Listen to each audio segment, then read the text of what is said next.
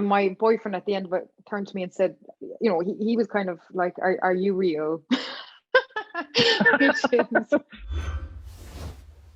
Welcome to Entertainment Weekly's The Awardist. I'm David Canfield, EW's movies editor, and I'm joined today by Jessie Buckley, star of the Netflix film I'm Thinking of Ending Things, in which she plays a character whose name changes with the wind and whose very existence is up for debate. Thanks so much for joining us, Jessie.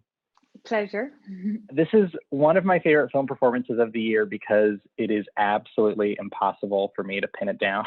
How does this character come to you, and how do you react to her? I had just flown home to Ireland for Christmas, and the last thing you ever expect when you land at Dublin Airport is that you're going to get a call from your agent saying that there's a script from Charlie Kaufman that you have kind of 48 hours to read and put yourself on tape. I immediately went into a coffee shop and I just read it from start to finish. It's snowing. Winter is coming in.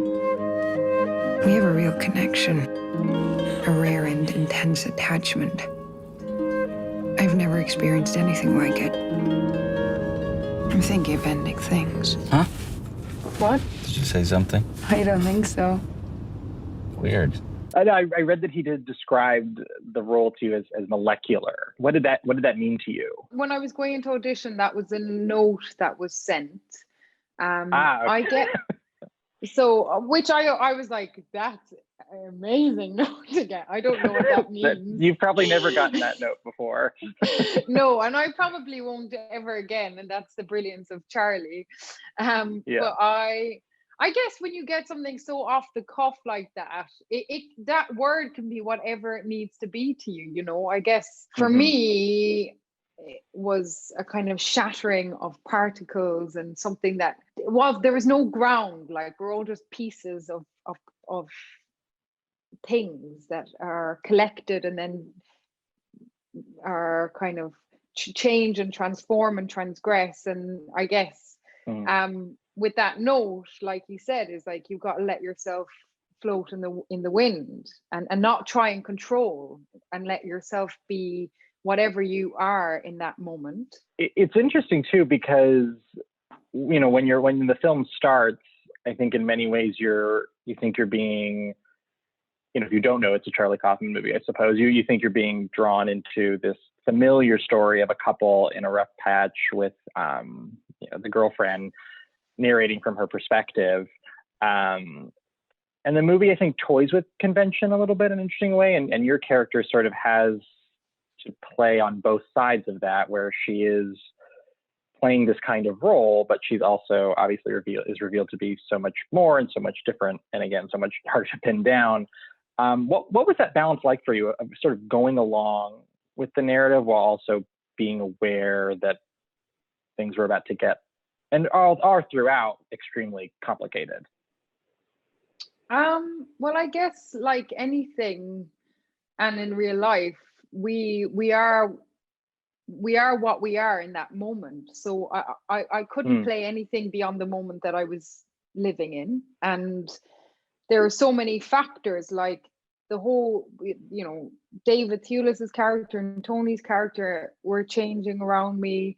The world was changing around me. So I really, and I couldn't play the idea of not existing, or that, what might come, because it wasn't important to that moment. And as a feeling, like when you're in those scenes, it was kind of like an explosion, and you felt like each take was completely different. Like there was these mad kind of energies and feelings, where one moment we would be completely hysterically laughing, and the next take it would feel like you're going to get sick with anxiety, and because there were so many factors and there was so much potential in the shifting moment, that each character was trying to kind of surf. It meant that everything was active for the moment that we were living in, not for the moment that was to come. And I guess that's all I kind of tried to do, was to just be present to the madness of the moment. I would imagine too that the contours of the shoot itself would kind of force you to be in the moment, because it was a pretty tight shoot. correct? Yeah. I think we shot maybe 4 weeks, and like for a lot of those takes, especially those long dialogue scenes in the car, we probably had about 2 takes per Wow. turn, which was kind, we had probably maybe 2-3 days rehearsal before we started filming, but it was a very tight budget. And what was kind of such a beautiful thing was that like the crew were all as emotionally charged and invested in the film and the story and the feeling of it as everyone was in it. And so when you came to action, it felt like everyone was like, it was like almost like doing a play. You were there, and we were all trying to catch the particles of magic that might add up to something interesting, or something, or a feeling. And like Jessie Plemons is just so extraordinary and generous, and the two of us were kind of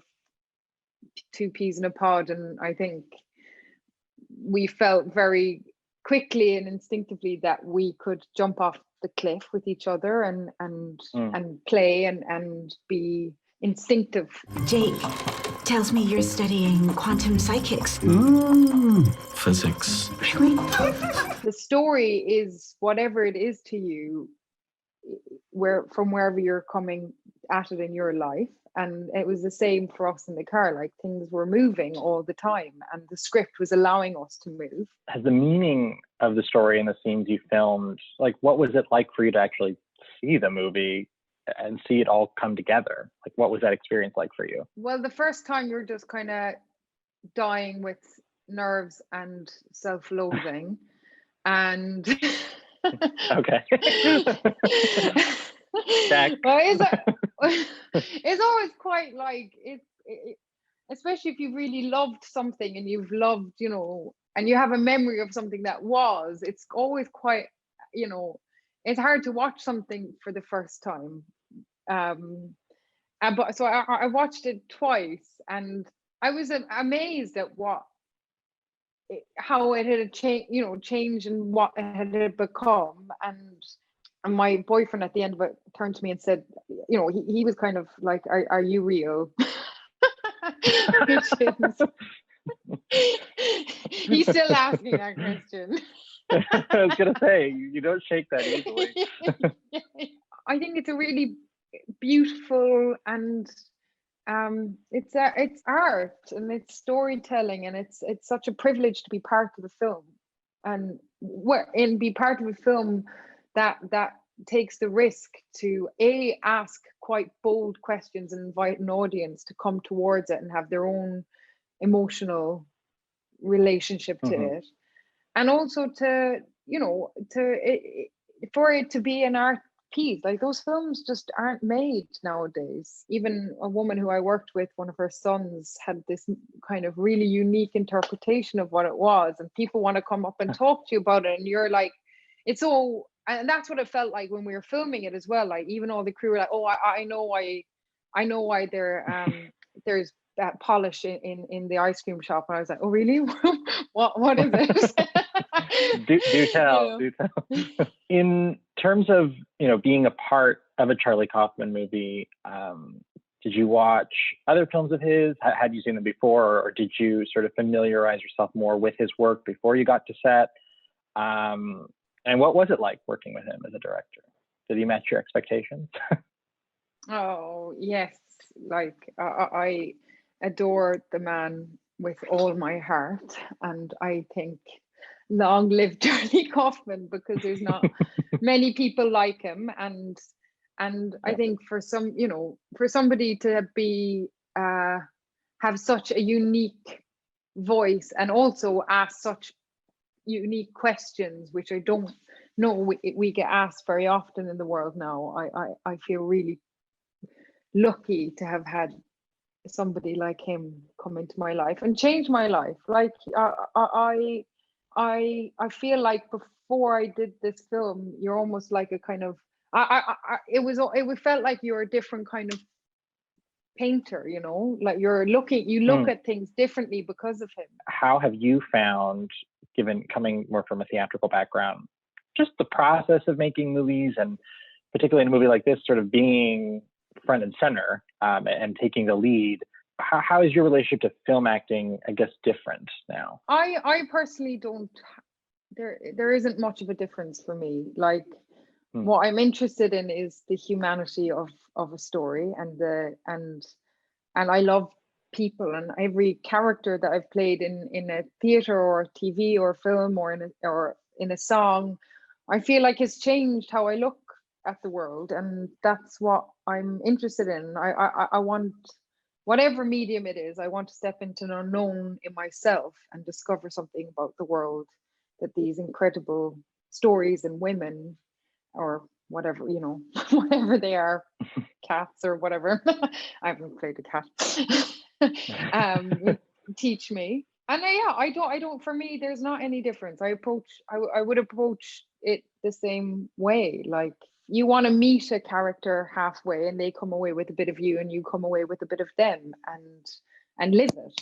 And I do that in whatever medium I would try it. What's the most fruitful and exciting process is when you're always discovering something. So like, I get home from set with Charlie, and we'd be emailing being like, oh, I just watched this thing, or I've just read this thing, or, you know, we're like painting references to each other and Beckett quotes, or like whatever, you know. I'll take in anything, and then whatever is meant to come out in a take will come out. So there's no finishing for me once I get to set. Like, that's when the work it's got to be cooking all the time. And before I start, I try and put as much ingredients in that I feel instinctively inspired by, but I also, you know, you start seeing, once you start opening up these worlds, you start seeing those things in the world, and then they go into a cooking pot, and you go to set, and it comes out, and you go home at night, and you want a different flavor. Like, that for me, there is no end. There's no end until it's, I guess, handed over to an audience, and then it's theirs. There are so many bits of the movie too that are so memorable. One I'm sure you've been asked about a lot is the Pauline Kale monologue, where your character recites this famous review, and it's such a dramatically galvanizing moment. In addition to just being this recital of this review, in a scene like that, what was your preparation like, and how did you figure it? I mean, we've talked a lot about, you know, you finding your own truth in these scenes. What for you in that scene, say, was your takeaway? How did you go at it? Well, I didn't know who she was when I was reading the script at first. And I guess it kind of came out of, like, I guess the young woman's voice was like a process, because she doesn't belong to a place. She's lots of amalgamations of things. So before I came over, I was like playing with different ideas, and then the one, you know, the Pauline Kale part came up, and so I just was like watching her. And then around London, I was probably just messing around on my bike, saying my lines, and thinking about the interviews that I'd watched with her. And so I just kind of, I think I came to, and then I came to set, and I was like, I just kind of tried it, and Charlie liked it. I think Jessie was calling me this scary, weird British American lady. I think he was a bit scared of Pauline Kale. He's like, here comes that weird British Oh, I love that Jesse Plemons impression. What has the experience for you been like this past year, getting attention for this work while we're all sort of watching these things at home? We're talking like this, which is kind of face to face, kind of not. Just how has that experience been for you? It's lovely to talk about work that you've enjoyed doing, and but my life outside of my work is pretty normal, and pretty normal, Yeah. which is probably yeah. I like that. I like being able to disappear back into like normal life and cook and and it's been such a kind of mad, unique year that I feel really lucky to have worked, you know, and going back to finish Fargo after it had originally locked down. I mean, I felt like it was the first day I'd ever done anything, you know, and I felt just as so excited to be back with a family that I adore with all my heart. Like there's nothing I love more than going onto set and being with a crew and having, you know, creating something with people. Like I love it. So I just feel so lucky that I've been able to do that against the odds. And, you know, in fairness to the production companies that have made it happen against the odds, it's a huge achievement. And I feel really lucky and grateful that that's been able to happen. Well, the film is I'm Thinking of Ending Things, streaming now on Netflix, and Fargo also available on Hulu. Thank you so much, Jessie Buckley, for joining us. This has been The Awardist. I'm David Canfield.